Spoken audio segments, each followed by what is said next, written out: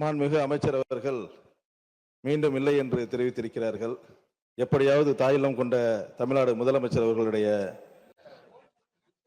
அறிவிப்பிற்கு இணங்க அந்த திட்டத்தை கொண்டு வருவதற்கு முயற்சி செய்ய வேண்டும் என்று கேட்டுக்கொண்டு, பெரம்பலூர் மாவட்டம் வேப்பந்தடை வட்டம் அயன்பேரவை கிராமத்தில் வெள்ளாற்றில் ஒன்றிய அரசின் ஜல்ஜீவன் திட்டத்தின் மூலமாக தமிழ்நாடு குடிநீர் வடிகால் வாரியத்தின் மூலமாக 3 ஊடுருவல் கிணறுகளை அமைத்துள்ளது.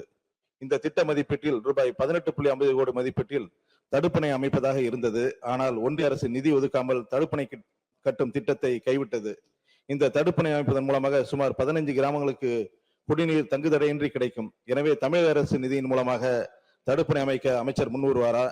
அதே போல பெரம்பலூர் மாவட்டம் வேப்பந்தண்டை வட்டம் வாலிகண்டபுரம் கிராமத்தில் கோனேரி ஆற்றில் ஒரு தடுப்பணையும், விசுவகுடி நீர்த்தேக்கத்தில் இருந்து அன்னமங்கலம் ஏரிக்கு நீரை கொண்டு செல்ல வாய்க்கால் அமைத்து தந்து அந்த பகுதியின் விவசாய கோரிக்கையை அமைச்சர் அவர்கள் தீர்ப்பதற்கு, அமைச்சர் பிரச்சனை தீர்ப்பதற்கு முன்வருவாரா என்பதை தங்கள் வாயிலாக கேட்டு அறிய விரும்புகிறேன். மாண்புமிகு அமைச்சர்.